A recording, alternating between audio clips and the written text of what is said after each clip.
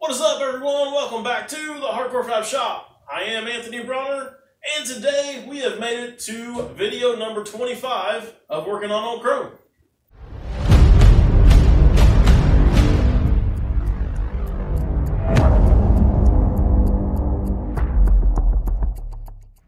If you guys are one of the many that have been following along since the beginning of this build, I greatly appreciate it. And if you guys are some of the new people here that have yet to see exactly what we've done here with Old Crow, then you should go back and check out some of the other videos that we've done. We started off this thing with just a cab, a tailgate, I had a front axle, and a few tiny little odds and ends. Pretty well built everything else you see from scratch other than the motor, of course, and radiator, a couple things like that.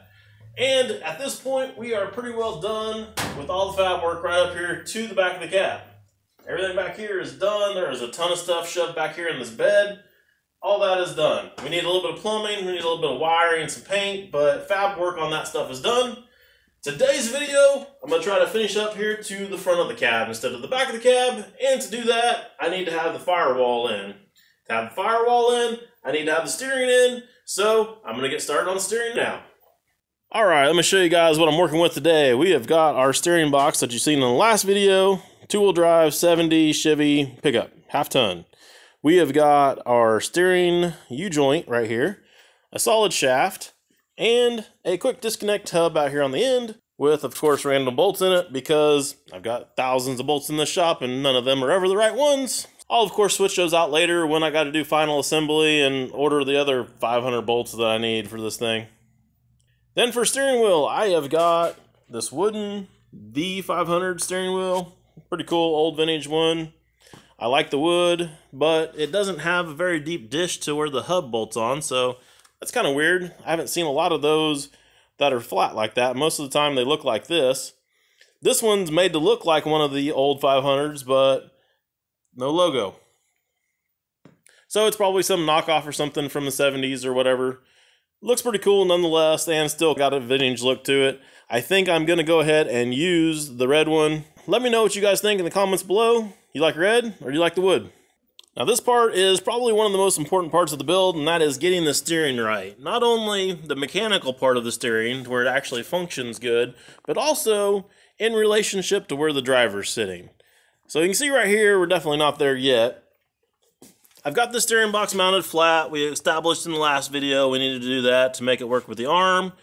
Of course, I could have done some different things with the arm to make it clock a little different, but I also was looking at that at the same time thinking that I needed the room for it to have some space between the headers and the box and the arm and all that once all that comes out.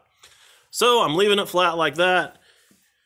Probably going to mount it straight to the frame. I don't think I want to build it up too much, but I think I do need to slide it back from where it's at now because that has got my angle here all goofy. It's pointing towards my forehead.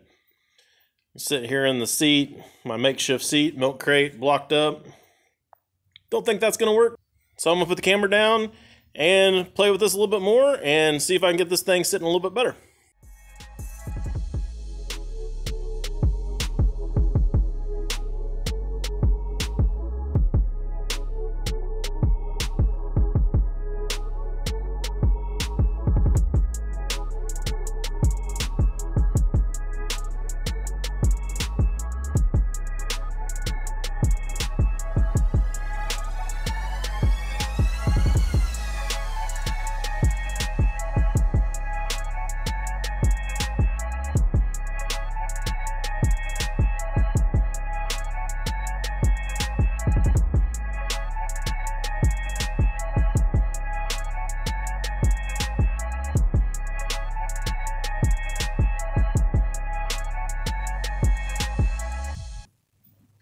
Hell yeah, that's going to work good. That is the perfect spot right there.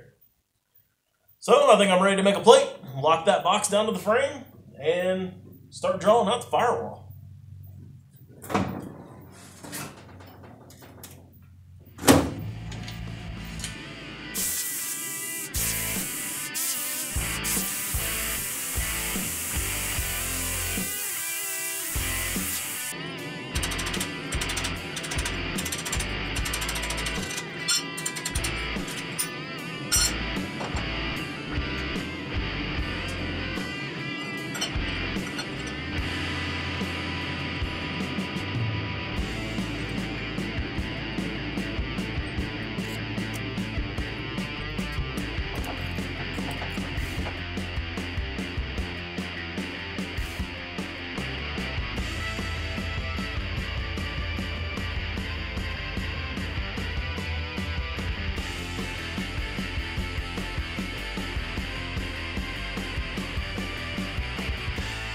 Well, I thought that was going good, but turns out that it's not. I got the box in there. I've got it set where I thought I wanted it at and everything, and I go to turn the steering wheel, and the steering wheel only turns about, I don't know, a quarter of a turn each direction past center. So I pulled out my little gauge. I put it on there before. I thought, well, maybe something changed. I don't have it still within that parameters of the 30-degree angle that it's supposed to have to make the U-joint work. So I stick it on there, and let me just flip it around. I'll show you. We are well under 30 degrees. And this thing is supposed to work at 30 degrees, and it does not. So yeah, that kind of sucks, but it is what it is. That's part of building stuff like this, is going through and working through all the issues that just happen to come up. So I'm going to turn the video camera off here. For you guys, it'll be just a second, and for me, it might be 10 years. I don't know, we'll see. Anyways, I'm going to get work through this, and then I'll show you guys what I end up with. Alright, so it turns out I'm a dumbass.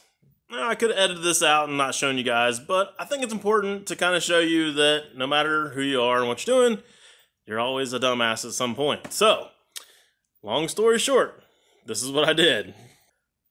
The shaft that's going in the top of this U-joint is a smooth shaft, and right now it's just got a screw holding it in there. I am going to run a bead around this and weld it all in. I had it slid all the way through, and it was actually touching the U-joint in there. Unfortunately, I took this all apart and had to have it all on the bench before I figured out what was going on. But now, it's in there. Steering wheel is on there about where I want it to be at. Pretty close. And I went ahead and popped a hole in the bottom of the dash and threw a rod end in there. So, we're looking pretty good there. I think we can move on to the firewall.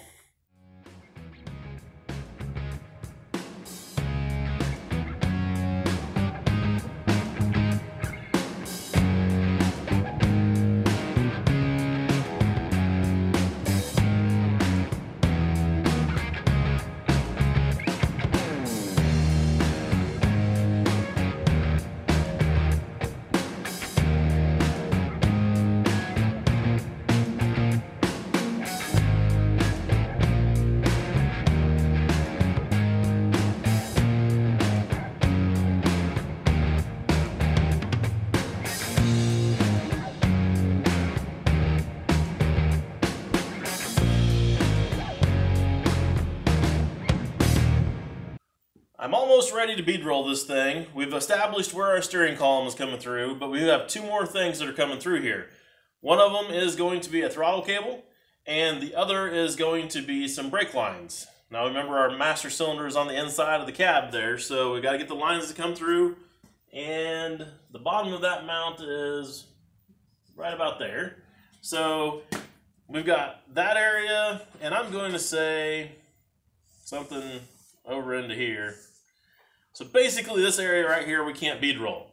So I'm going to grab a few things, start laying some stuff out here, and see what we can come up with for a cool design.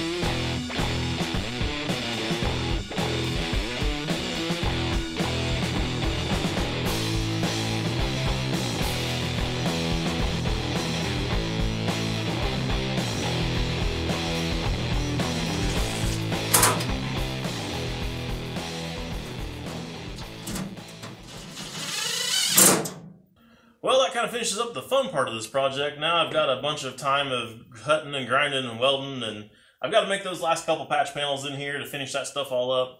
Not going to waste your guys' time on that in this video. So this is kind of what you're going to get for today. I do have a question for you though. Before I let you guys go, I was thinking about kind of maybe doing this in like a black and white checkered pattern. That's why I went ahead and did the squares instead of the more pleated look on the inside. It's either that or I can just paint it all one solid color, but I thought the black and white checkered and then maybe rub part of it off and give it kind of a weathered look might look kind of cool. Let me know what your guys' thoughts are in the comments below, and I'll see you next time.